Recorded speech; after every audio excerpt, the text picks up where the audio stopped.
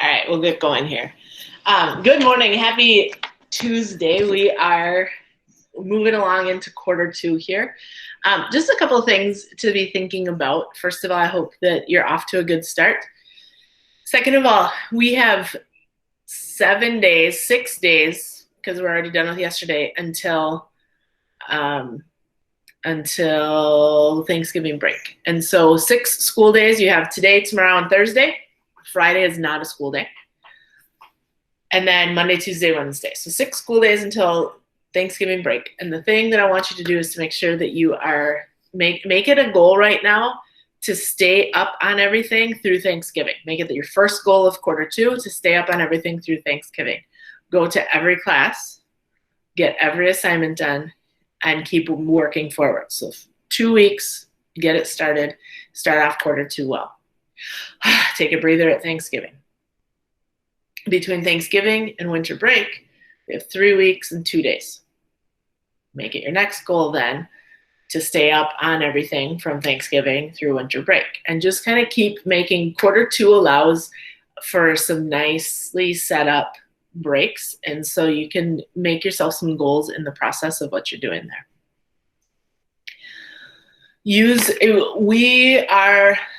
We're into our kind of motion of what we're doing this year, and so just hang with it. And the best that you can do, keep moving forward. And we talked about that last quarter. I'll keep saying it.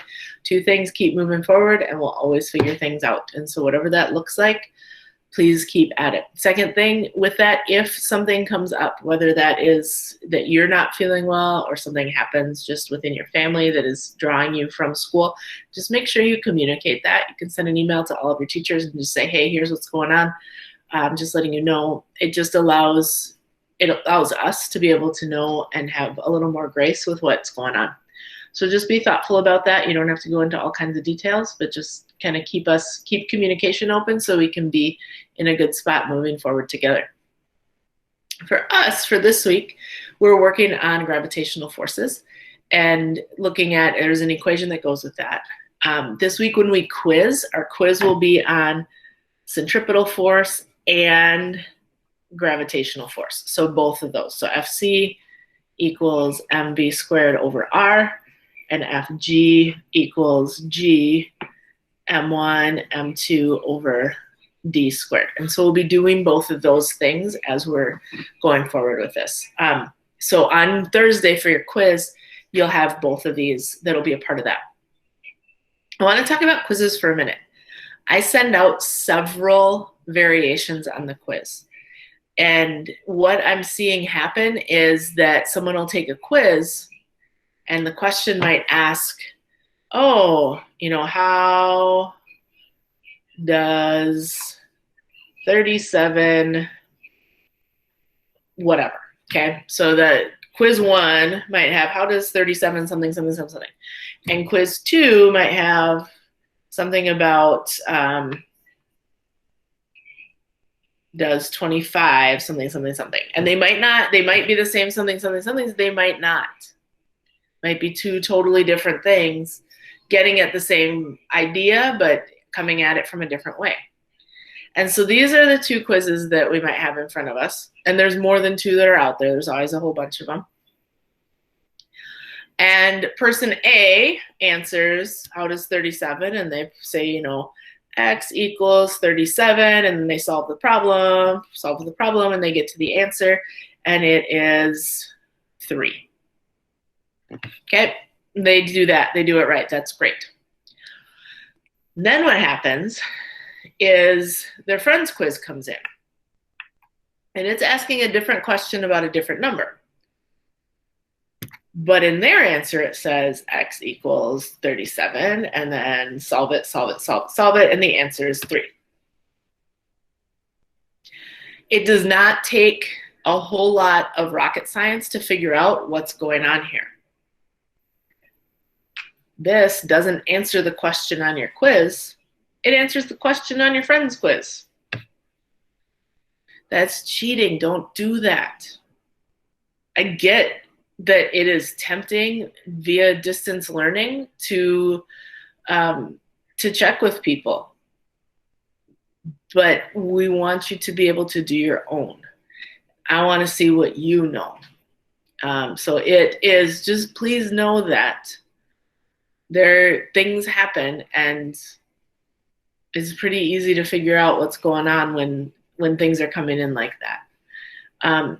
So please know that your work needs to be your work.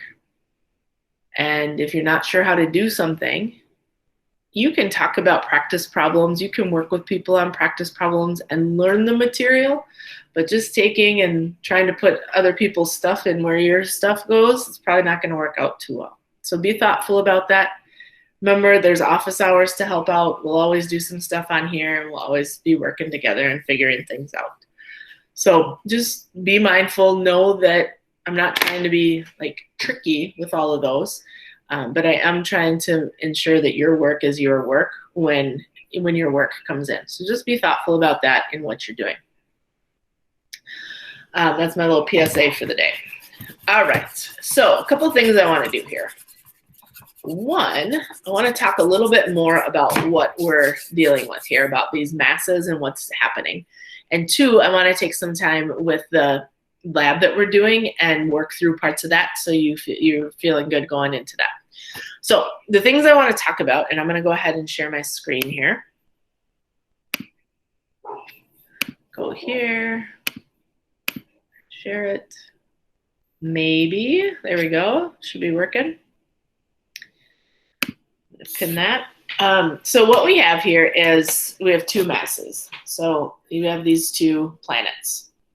I know these planets look very much like a soccer ball and a basketball.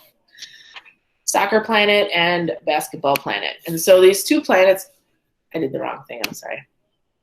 There we go. I just don't want it up there. There we go. So these two planets, depending on how the masses go, depend on how that force is going to be between them. And so if you want to get into how gravity works, there's different kind of interpretations on that. You've got theory of relativity that can be part of it. You've got string theory that can be part of it. Different things that can go along with the way that gravity is caused. But we're not going to get into all of those details, but we are going to look at what we know. We've talked in the past about how do we observe, measure, and predict whatever we're looking at. So how do we observe and measure and predict gravity? Well, on the observation standpoint, we know that two masses have gravity keeping them in orbit together. And so, you know, if I have this larger one, this smaller one would be in orbit around it, considerably farther out, but for the sake of this, it won't fit on the screen. It's going in orbit around it at any point. And so this is going to be based on, and actually because of these sides, they're both kind of going around each other, but that's beside the point. But that happens because we have a force that is between the two of them. And this force is dealing with the masses. And so we know, based on what we talked about yesterday, the force of gravity equals big G, it's a constant, times m1, m2 over the distance between the two of them squared. And so if I have these two masses here, I have a given force. If I move them farther apart, there's less force. It's not close enough to mess with, it's not as close, and so it doesn't have the same strength as something that's farther away. If I move this apart here, thinking it all the way out here, the force between the two continues to go down until they're far enough away that they don't impact each other in any way. You can still calculate it. You can take two masses that are ginormous and put a massive distance in between them, and you can calculate it. But the reality is you're not actually going to be able to measure that or have it affect what's happening overall. And so with this, depending on where it is, and I'll look at that in the lab in a minute, depending on where this is will depend on what you have. And there's kind of two other ways that you may need to solve for variables here. I know there's M1 and M2, but it doesn't, the ones and twos are kind of arbitrary. So if you're solving for a mass, you'll solve for the same way each time. So let's say we're going to solve, let's start with solving for a mass. We would take and we'd multiply both sides by d squared. and take those off. So we have d squared times the force of gravity equals g m1 m2. And then if we wanted to solve for one of the masses, we'll say m1 divide by g m2. And we would end with m1 equals d squared times the force of gravity over the big G times m2. Now here's the deal. You can flip m1 and m2 in this equation without any problem. So whichever you do, however you assign your variables, if you're like, ooh, I need to solve for m2, you're just switching the numbers on here. I'm going to leave this here. Actually, I'll do this. I'll go over here. The other way you might need to solve for it is solving for d. And so we have f of g equals big G m1 m2 over d squared. Now if we're solving for d, again, we'll multiply both sides by d squared. And it brings that. So we have d squared times f of g equals g m1 m2. And if we're solving for d, we need to get the d isolated on its own side. So we'll divide by the force of gravity.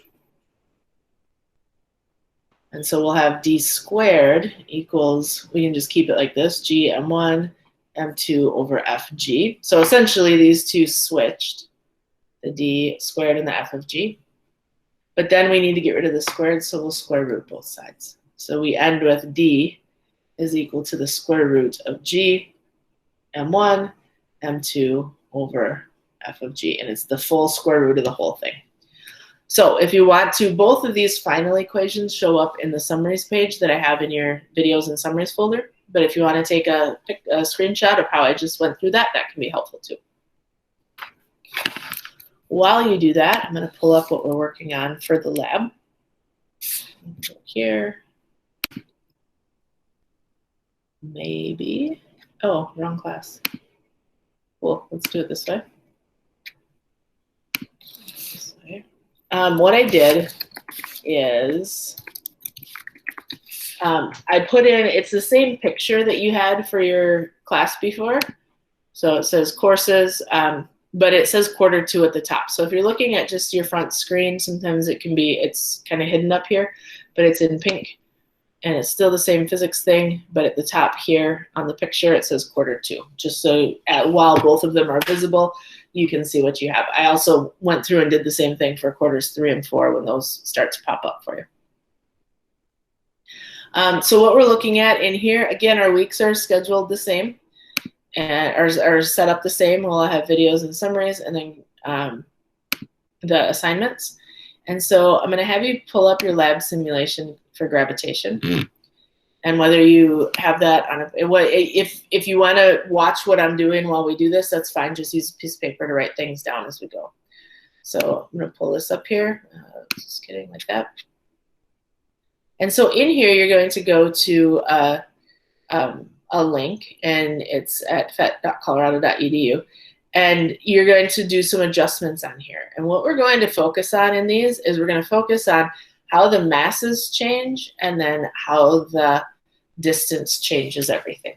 And so we're going to do that right now. If you want to grab, I'll give you a second to grab a piece of paper or something while I pull up this lab. It's going to let me do this. I didn't want to do that. All right, go this way.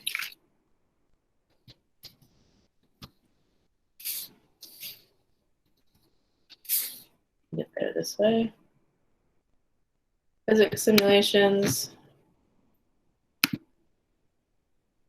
And if you type in, if you're having a hard time getting to it, gravity force lab, and we want the basics. The other one is fine. It just gets more complicated with what we're doing. So we'll pull this up. Hopefully you can see this. And so what we have is we have our masses here. And if you look at the lab says that we need to, it says set mass 1 at 5 billion kilograms. So we'll do that. We'll use these arrows to set our mass. And then we're going to go down on mass 2. We'll go down to 1 billion, and we'll record the force. And so as we're doing this, we'll go all the way down to 1. And you can see the force up here. And so the force between the two, it'll always be the same. You won't add them, you won't subtract them. It just means that mass 1 is pulling on mass 2 with 20.9 newtons. Mass 2 is pulling back at 20.9 newtons as well. You're not bringing those together. It's just, when we talk about Newton's laws later, we talk about action reaction. So it's the action and the reaction, and they end up being the same number. You don't have one that's pulling with more than another. And so we have our chart here. So we know that when mass 1 is at 5 billion, what we're changing is mass 2 at 1 billion. We have 20.9 newtons. So we can put that in here. I need to download this.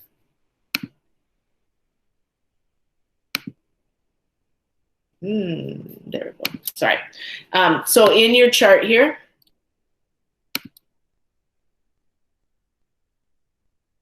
sure, no, what up? There we go. In your chart, you'll put 20.9 newtons. Sorry, I'm having some technical difficulties here. So you put this here, 20.9 newtons. You'll go to the next one and take that measurement. And so back to our data here, Gravity Force Lab, we'll go up to 2 billion kilograms. Okay, you see our measurement, now we've gone to 41.7. So we'll go back here, 41.7 newtons. And we're gonna continue down each time going up another billions of kilograms. So here we're up at 62.6.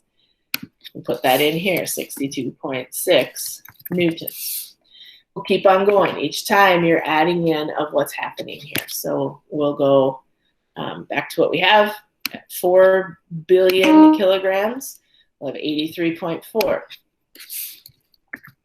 83.4 newtons. So you'll continue this down a little bit later. We're not going to go through every single part on here.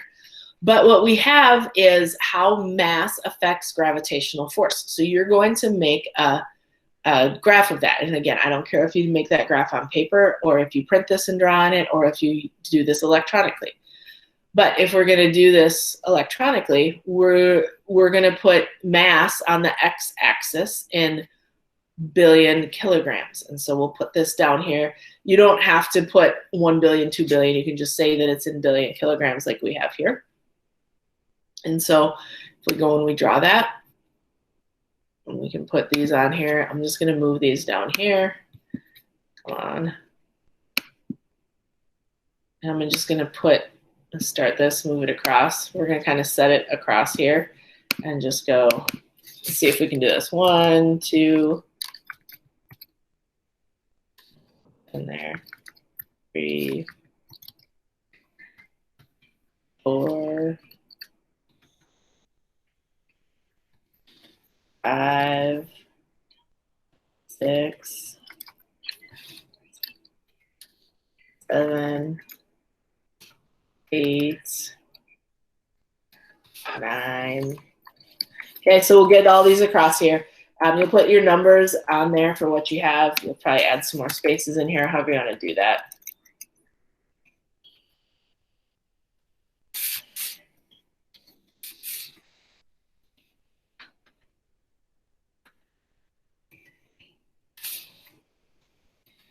So this brings us across here. We have what we need in this setup here, and then up the side we're going to be looking at our forces. And so just to know what we would need up the side, I'm going to go all the way up to 10 kilograms here, or 10 billion kilograms, and get that one filled in. Maybe you have the rest of them, but at 10 billion we have 200.6 newtons. So we can go back here. I'm going to go down here. You'll get the rest of those filled later. 206.8, is that what? Or 208.6, try that again. 208.6 newtons on that. And so you'll fill in the rest of those. But what that tells us is our lowest should be down here at 0, and we're going to go up. The highest we need to go is 208.6. Obviously that number won't be on here, so we can go up to 220 if we want. And so we can go up by 20s. I'm going to do that by sticking a line in here. Again, I don't have a preference if you put it in by drawing it or by putting it in here, but we can go, I don't know, we can even go up by 50. Oh, I'm going to put hundreds in first. Copy, paste it, move it on up. Put hundreds here. This down a little bit. And then if we go up to, well, I'm just going to stick 50s in there because for the sake of time, you don't need to watch me put these all kinds of numbers on here. And so if I put and just go up by 50s, we can take an estimate of what's happening and still get the things that we're looking for. So I'll stick a text in here and go 50, move it down to where I want it. Just go like this, copy, paste, move this up here, change it to 100. Move this up here, change it to 150. And move this up here and change it to 200. So this is what I have in my stuff here. And so at 1 billion kilograms, my force is 20.9 newtons. So I'm going to do my best. 20.9 is probably about right here. And so you're going to plot each of these on there. I'll get a couple of them on there just to get you started. And go here. You can just make a tiny little dot. Sometimes they can be a little bit annoying in what they're trying to do. So 20.9 is probably about right there. A little bit less than half if we're doing 50s. If I, not what I needed. There we go. If I make another point, I can move this point where the 2 is. At 2, I was at 41.7. So again, still not past 50. 41.7 is about right there. And it's going to be an estimate. We don't have the space. If you want to get into super detail, you are welcome to do that. Also, if you would prefer to do this in an Excel sheet or in a Google Sheets, or a Google, whatever, Google Sheets, I think, then you can do that too. It's up to you on how you want to make this graph. Let's go up to 208.6. And at 10, we'd go 208.6. Put that here. We would bring this over here. 208.6 would be just past the 200. It lines with the 200 there. And so it would just go up a little bit. And so you'll make that graph and you'll fill it all in. Now, when we go down here on our changes in distance, it ends up being a little bit different. This line should be linear. It should just go boop, boop, boop, boop, boop, and it'll go in a nice straight line for you as it goes up. But we know that D is on the bottom and it's squared. So we're not going to have a linear graph with this one. So we're going to get some numbers on this. It says set both masses at 3 billion kilograms and drag the masses so there's 2.0 kilometers in between them.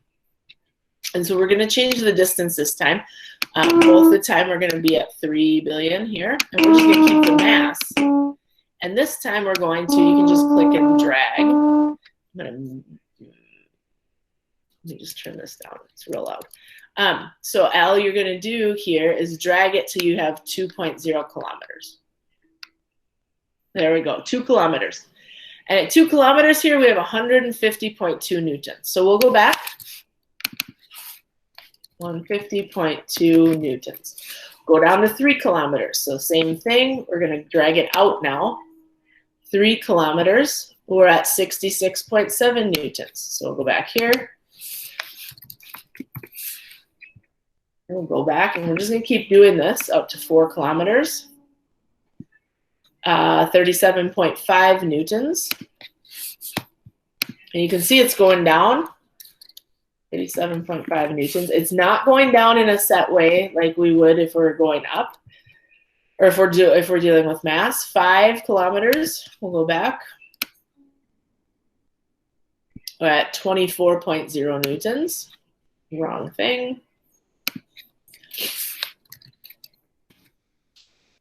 We'll go down here. 6 kilometers. Drag it out. 16.7. Oh, wrong thing. 16.7. 7 kilometers.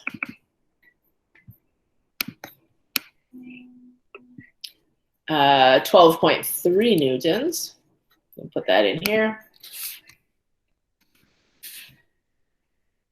8 kilometers. We've got 3 more to go here. 8 kilometers. Drag the other way. You can drag on both of them. 8 kilometers gives us 9.4. So we're getting real small here. 9.4 newtons. 9 kilometers gets smaller. 7.4, 9 kilometers is 7.4, and 10 kilometers is 6.0. So 9 is 7.4, and 10 is 6.0 newtons. Okay, so this starts up when it's 2 kilometers apart. We had 150.2 newtons, and then we went way down to 60 or to 6.0 newtons. So I'm actually going to take this that I made here. I'm going to copy it, bring it down, and I'm going to paste it down here, because then that's one less thing that I have to do. So here's my numbers: 1, 2, 3, 5, 6, 7, 8, 9, 10. I know I don't start with 1 there, but I'm still going to stick it on here. And then this one goes up up to 150. So when I put the lines on, I'm just going to go 50, 100, and 150. If you want to go tighter than that, you are welcome to. But for the sake of time, we're not going to go through all of those. So we'll go 50, copy, paste. Whoop, let's try this again. Copy, paste, move this up. And get one more. We're going to go 50, 100, copy, put this down here, move it over, 50. And again, we're looking at newtons. How much? A bit. 100, and we'll get 150 from here. Paste it, now we have this. So we're looking at force on the side. You'll stick labels on those, and we're looking at our distances here. And so at 2 meters, we were at 150.2 newtons. So we can grab a circle here, make this nice and small, and bring it over at 1, or sorry, at 2. Sorry, we didn't do 1. We were at 150.2. We can just leave it at 150. That's fine. We're going to copy this, put in a paste. I'm just going to put a bunch of these in. And at 2 newtons, or sorry, at 3 meters, we were at 66.7. So tiny little movement here, 66.7. Can be about less than half to that 100 there. So a huge drop just from 1 to 2 kilometers. About right there. 3 kilometers, sorry. 3, we're over here at 3. Okay, 2 kilometers is there. 4 kilometers, we had 37.5, so that's below the 50. 37.5 is down here at 4 kilometers. Again, these are going to be estimates. So we're right up at 150. Move the wrong one. 150 down here at 5. We're at 24.0, so about halfway between the 50 line and the 0. At 6, we're at 16.7. So again, you're seeing this move very differently than what we had with the other one. At 7, we're at 12.3. Moving down, at 8, we're at 9.4, so just barely below what we had here. 8, we're at 9.4. Oh, that's not gonna work. There we go. 9, we're at 7.0, and 10, we're at 6.0. So we're getting really small with these. In fact, it's going to be hard to really even tell any difference here. And so what you'll see, and what I want you to notice in this, is just the way that this graph goes. So it's not, this one is going to continue going up nice and linear. It's like, you know, just go boop, boop, boop, boop, boop, and it'll go up real nicely and real pretty, and it'll be a nice straight line. This one looks different, and that's because the relationship between those two things ends up being different in what you're looking at. When you're looking at the equation, you have that you're with mass, as the mass gets bigger, the force gets proportionally bigger with it. And with distance, it gets inversely squared on that proportion. And so it looks like that. And so then you'll do and talk about these things in that graph. Any questions about the way that this function works here, or anything that you need with that lab?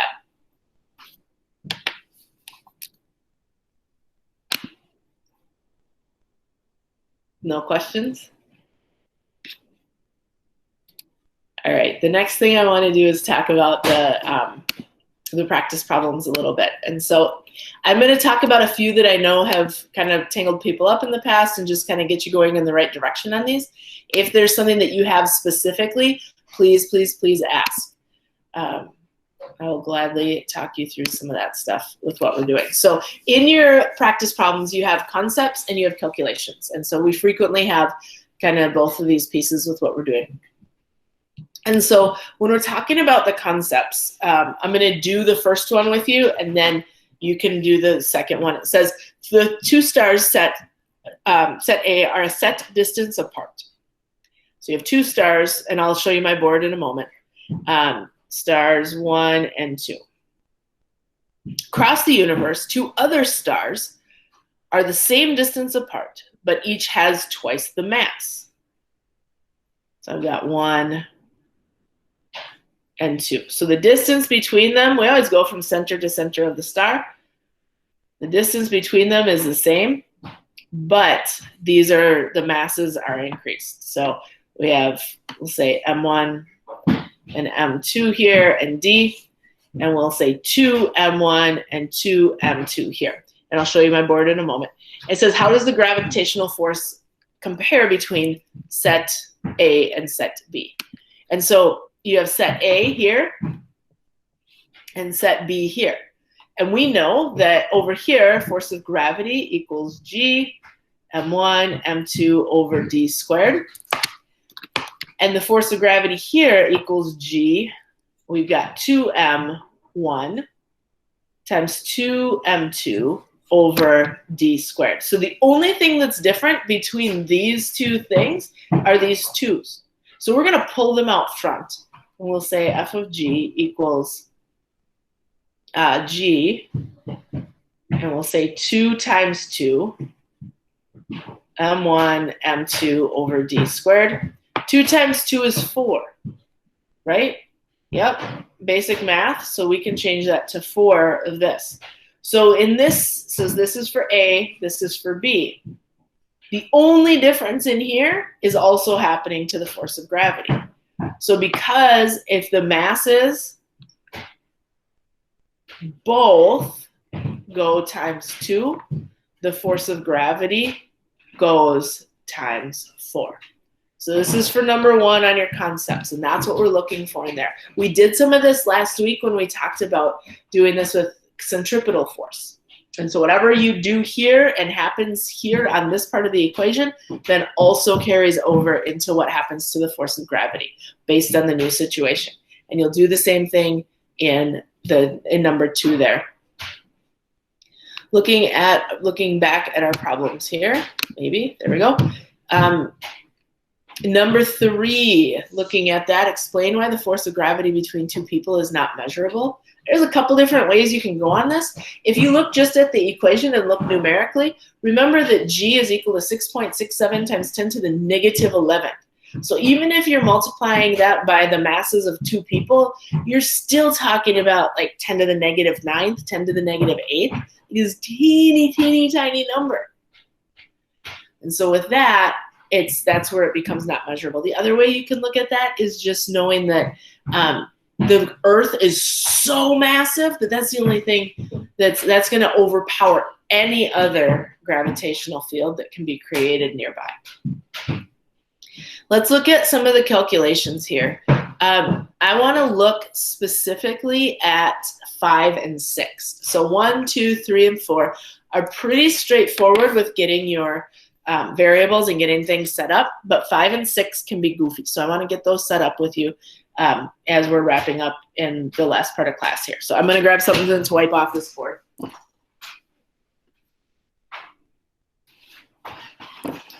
Here we go.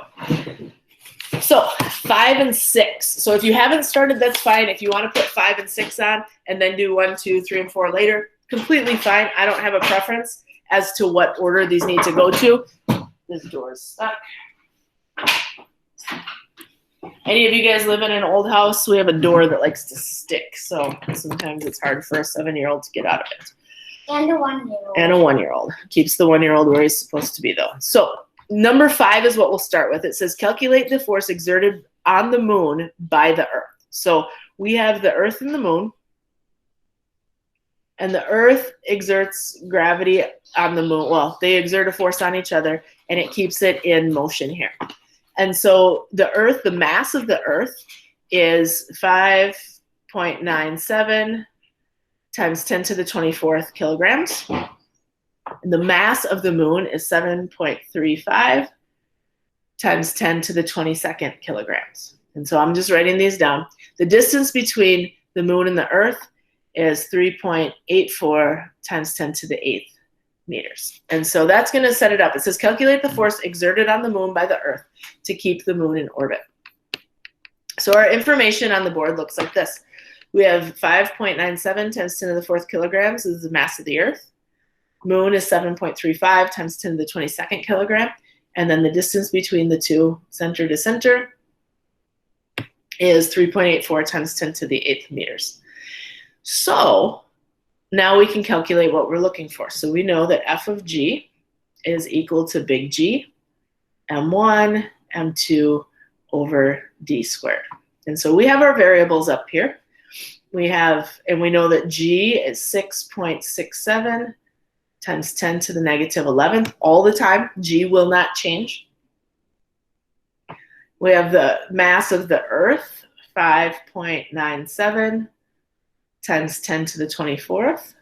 Big, huge numbers here. Mass of the moon, 7.35 times 10 to the 22nd. And then we'll divide by d squared. So 3.84 times 10 to the 8th, and we'll square that. So I'm going to use my calculator that I have here. If you have a calculator, this will, like a physical calculator, this will sometimes work better. If you have a calculator on your phone, that works well. The iPad one works well. It can be a little bit goofy sometimes in the way you have to put the numbers in.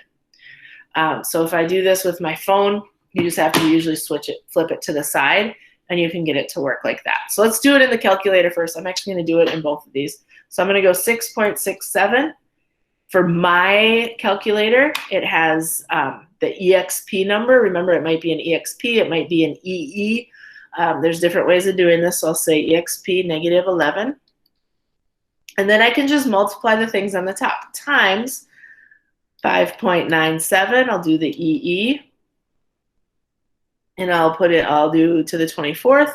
And then times 7.35. I'll do the EXP again to get the E to the 22nd. And so that's everything on top. It gives me a huge number of 2.9 something, something, something times 10 to the 37th. That is ginormous. That's huge. I'll need to divide that by 3.84 times 10 to the 8th squared. So I'll say divided by parentheses 3.84. I'll do the EXP number 8, so I get that E on there, and then I'll square that. I'll do a parentheses and I'll square that whole thing. When we do that, I get 1.9848 blah blah blah times 10 to the 20th. And so I'll write that here. I'll say f of g between those two, 1.98 times 10 to the 20th newtons. That's a lot of force, but that's good because there's some really, it's quite large. I am going to show you, just for the sake of making sure people can do this, on the calculator, or on the calculator that's on my phone, how this would work. And on a lot of phones, you'll have the EE right here. On the iPad, the EE is down here. And so I'm going to do this on here. We'll go 6.67, and I'll do E, and it highlights it there. And then I'll do negative, the negative sign is up there, 11th. So that's what it shows up as. So it's this teeny, teeny, tiny number. And then I'll do times 5.97, do my EE, and that's to the 24th. And when I hit equals, I get the answer. And then I do times 7.35 EE 22. And I get that number that's up top. And then from there, I will divide by parentheses 3.84, do my EE to the 8th, and then I'll do parentheses squared. And so it'll show up like that, and then I'll hit equals, and I'll get that number, 1.98 times 10 to the 20th. And so, like I said, sometimes in a calculator that's like this, it can be a little bit easier on the order of operations of what you're doing. But these work really well for getting that, and it has all the pieces that you need. There are a couple of apps that sometimes people can download that'll be like a graphing calculator app or something like that. And if that's more comfortable for you, use that. That's totally fine, whatever works best for you. And like I said, if you're having a problem, if your calculator individually is, if you're like, I just can't get this to work, jump on office hours. I have them from 2 to 3 today, from 12 to 1 tomorrow, and 12 to 1 on Thursday. And we can talk about your specific calculator and get you to a good spot with that. Any questions on number 5?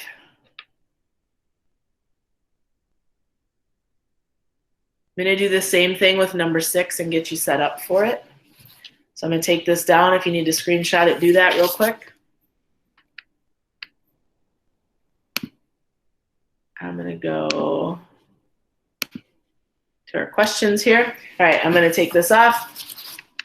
Number 6, we're looking at Earth and the Sun. And so we'll say Sun, we'll say Earth, and the mass of the Sun is given as 1.99 times 10 to the 30th kilograms. Mass of the Earth we just used is still 5.97 times 10 to the 24th kilograms. The distance between the Sun and the Earth is 1.50 times 10 to the 10th meters. So ginormous distances. Quite honestly, it's really hard to even get a good concept of what's happening with these. So we're still using the same equation, f of g equals g, m1, m2 over d squared. And like I said, it doesn't matter which order your m's are in. It's just that they're both up there being multiplied by each other. So we'll say force of gravity here is 6.67 times 10 to the negative 11th. Mass 1, we have 1.99 times 10 to the 30th. Mass 2, 5.97 times 10 to the 24th. It's something like you can fit, like if you took the Earth and fit it into the Sun, you could fit it in like, I think it's 1.3 million times. So this is a big, big difference in magnitude here of 10 to the 24th and 10 to the 30th. Totally different in what you're dealing with for size. The Earth is minuscule, which just blows my mind as I think about just how big it seems to us and yet how small it is in relationship to the rest of the universe. That distance between the two is 1.50 times 10 to the 10th meters. Whole lot of distance. So we can take and calculate these, and I'm going to do this here. If you have a calculator, do this at the same time. See if you're getting the same thing that I'm doing. And so I'm going to do, I'll put this in, 6.67 times 10 to the negative 11th times 1.99 times 10 to the 30th times 5.97 times 10 to the 24th. You get a number, 7.9 something times 10 to the 44th. That's huge. And then I'm going to divide. I forgot to put the square down here. I'll go divide by parentheses, 1.50 times 10 to the 10th, and then I'll square that. So if you can see that, if you put it in parentheses and square on the outside of that, it'll work well for you. So I'll get that answer. And we have 3.52 times 10 to the 24th. So 3.52 times 10 to the 24th newtons. That's the amount of force that's needed to keep the sun in orbit, or the Earth in orbit around the sun. That's what we're looking at here. Biggest thing I wanted to do in doing those two was just kind of pull out the information that you needed. That chart above can sometimes be a little bit, that can trip people up. So in the rest of your practice problems, you have, oh, wrong thing. There we go. You have your calculations here. And so these first two are straightforward. This one kind of gets, number 2 gets at the point of what happens with smaller masses and how tiny that force actually is. In 3, you're solving for D. So you'll use that rearrangement for D on there. You can jump to the rearrangement. You don't have to show all the steps on that if you don't want. And at number 4, you're solving for mass. And so this is a different planet, a different moon, somewhere else in the solar, or somewhere else in the universe. We call those exoplanets. They're planets that are outside of the solar system, around a different star or star combination. So you'll work through these. And like I said, if you have questions, feel free to jump on for office hours on those. If you get tangled up, this is one of the places where showing your work is really helpful, because if something isn't right, and I can see, oh, well, they have everything here, there's just a calculation error in the way they put it in the calculator, that happens. And so you're still showing me what you have, and you're still showing me how you're doing it. And so it's not that you're getting that you're getting no credit. You're still getting a whole lot of credit, on a quiz or something, it'd be 4 out of 5. And that's not the end of the world. So be thoughtful about what you're doing and work through those things. Any questions on any of the other problems or anything before I wrap up class? Is everything due Friday or Thursday? It's due on Thursday. I think I put it in on Thursday for Schoology. It should be there. Oh, I switched Friday. Oh, it does? Okay, I'll switch that to make sure that it aligns. And things, we usually have stuff due on Thursday. There may be some stuff we're coming up on a schedule change after Thanksgiving. And so we may shift with that depending on what things look like. So in the last bit of what we're doing, a couple of things. One, do your best in each of your classes from now through Thanksgiving to attend your class, to do everything that you're assigned, and to keep up in those first couple of weeks. Then you can kind of use Thanksgiving to figure out, okay, what do things look like between now and winter break. But set some small goals for yourself, and we'll keep moving through it. If you're in a spot and you're like, I just need to talk to someone about how to lay out this stuff and figure these things out, that's something else we can talk about on office hours. You can get on and be like, physics is fine, but I'm just having a hard time getting my schedule together. We can make a plan. That's not a problem. So work to get those things, keep those things moving and moving forward. Wrap up the lab and submit it. Go do that right now. Like when you're done, get off there, finish the lab and submit it. You're pretty close. You might even be done. But submit that. And then keep moving forward. Keep moving forward. I know sometimes, some days it feels like we're moving forward through a whole bunch of mud. And we're going to keep moving forward, whatever that looks like. And pretty soon we'll look back and there'll be a big path in the mud and we'll be on the other side. So keep at it. I'll hang on here for a few minutes if you have any individual questions. Other than that, have an awesome day. Have a good rest of your week, and we'll see you later. Bye-bye.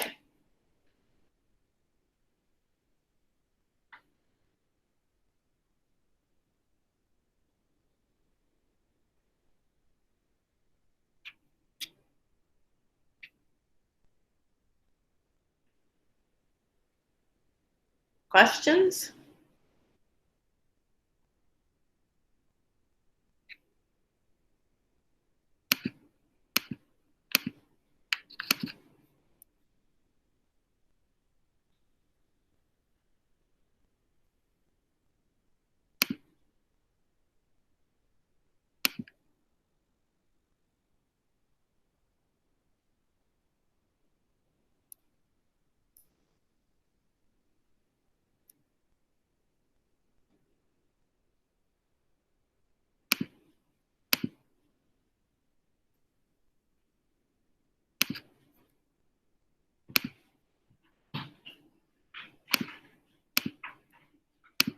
Yeah. Close. See if anyone else has any questions. No, it's on. No one's on? And I log off. Yeah. I want to log off. I'm gonna just hang on. No. I'm just getting ready. I'm gonna hang on here just for a moment. What's up? Don't eat too many of those. I tried. You just had 100 of them? No. I think there's actually 100 of these in here. Let's see that. says that there are 12 pieces per serving, and there are 7 servings in a bag. How do you figure that out? Try it. How do you figure it out? What function do you use for that? What? 7 pieces in a serving. So put 7. Huh? 7. 7 times. What? To be a times question. Times 12. What? 7 times 12. Is that 84?